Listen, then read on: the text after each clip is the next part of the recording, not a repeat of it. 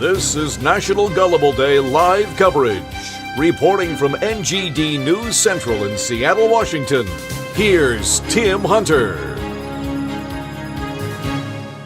Hi, and welcome to NGD's coverage of National Gullible Day. I'm Tim Hunter. We begin our coverage as we do every year by checking in with our buddy Brian down in Portland. Big doings down there, huh, Brian?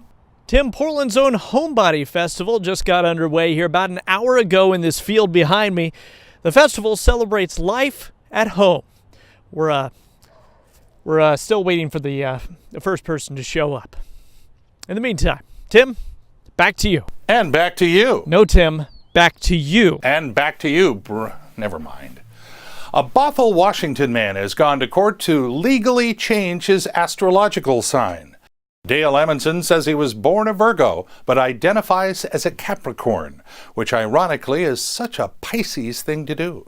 April 1st was also the 40th anniversary of the famous Jetty Island concert. 40 years ago today, thousands of people gathered on Little Jetty Island just off Everett, Washington, to hear some of the biggest names in music. We caught up with some of the people who attended that huge event. Yeah, I remember the big Jetty Island concert in 1972. Well, I sort of remember it. I partied real hard the night before, so I decided to take a little snoozer-rooski or so.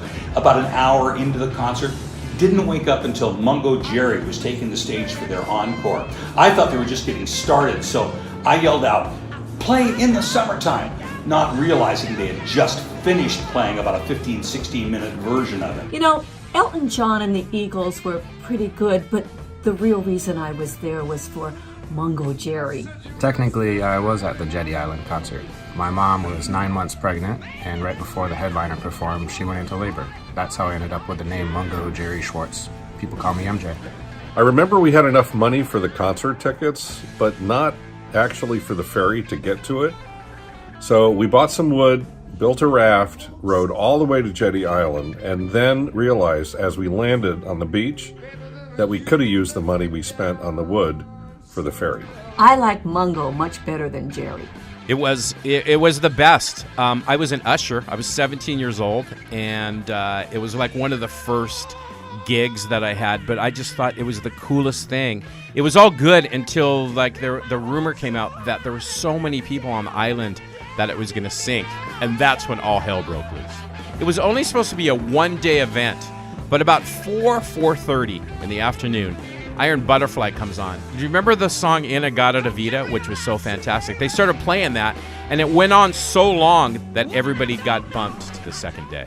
In fact, Everett's radio station, KRKO, is actually doing a big 40th anniversary celebration, and we've got their morning guy on the phone right now.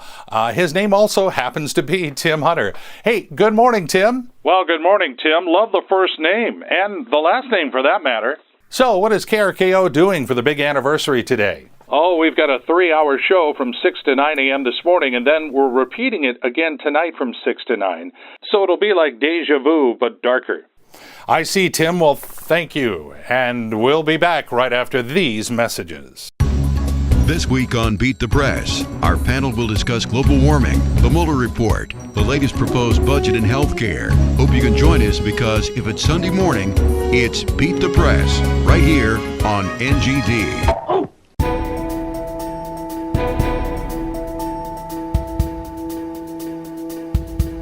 A reminder that this portion of NGD's coverage of National Gullible Day is brought to you by Home Depot, home of the new cordless hose.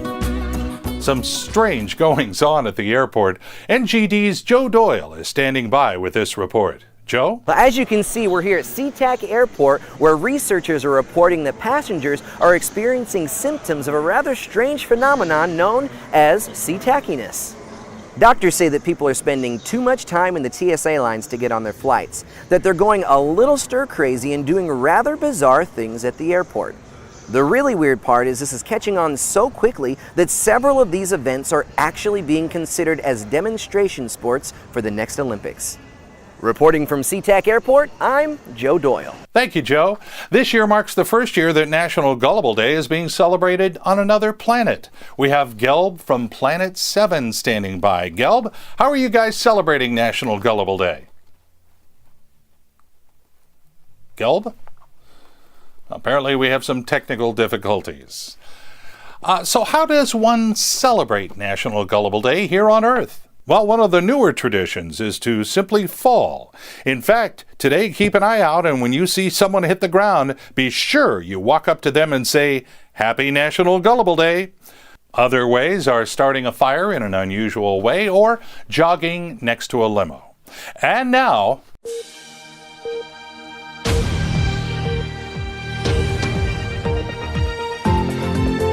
it's time for our News Roundup. T-Mobile has a new CEO. He or she has not yet been identified, but the decision has been made as we've seen white smoke rising from the tower. President Trump welcomed a crowd to the White House lawn this morning for National Gullible Day. The turnout didn't surprise the president, but it did shock a nearby bunny. Our Brittany Wells is standing by, but unfortunately doesn't have a story to report on, so we're going to just have her nod her head and check in again with her later. Great job, Brittany. A group of botanists say they would like to change the name of the cashew because it sounds too much like a sneeze. Opponents ask what kind of nut would want to do that. Supporters replied, cashew, and of course, we responded with Gesundheit. Time now for our NGD News Person of the Day. Today's special person is Gladys Ormsby of Chula Vista, California, who has spent the bulk of her lifetime teaching ducks how to safely cross the street. Congratulations, Gladys, from all of us at NGD News and our sponsor, Just Nuts. You don't have to be crazy to love cashews, just nuts. Gesundheit. Oh, this is exciting. Brittany now has a story for us. She's not ready yet? Okay. We'll get to Brittany's story in just a moment. You're watching continuous coverage of National Gullible Day right here on NGD. As a man, when it comes to your health, we know you never pay attention. It's why our entire approach to your health can be pretty much summed up with one of these. We've told you everything you need to know to live a long, healthy life, but you just ignore it. So, we've accepted that, and you're doing great. We are Enepta, Healthcare for Men. Caring like you do.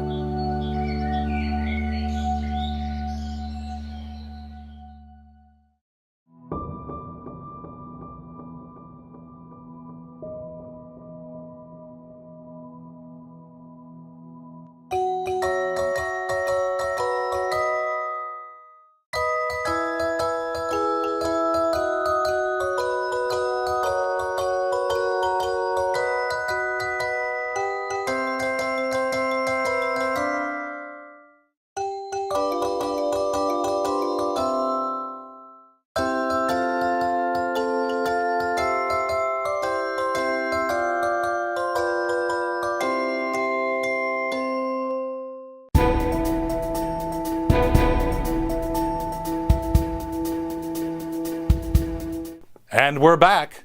A quick reminder that this weekend, camping season officially begins. Our state campgrounds would like to remind you that with so many people wanting to get out and enjoy our beautiful Pacific Northwest, reservations are recommended. And reporter Brittany Wells is ready with her story that is apparently perfect for National Gullible Day. Brittany? That's right, Tim. A South Everett man has made quite the discovery in his attic. He says he was cleaning his attic when he stumbled on an old film, which he believes was the first April Fool's gag ever caught on camera. I was cleaning out my storage unit, and I couldn't believe I found this important piece of history. That's my grandfather Ole pulling a prank on my grandfather Björn and great-grandmother Una. I have to say, this is such a proud family moment. I will cherish it forever. He says he plans to enter the film in next year's Seattle International Art Film Festival. Reporting from wherever I'm at, Brittany Wells reporting. And on that note, that's going to do it for our coverage this year of National Gullible Day.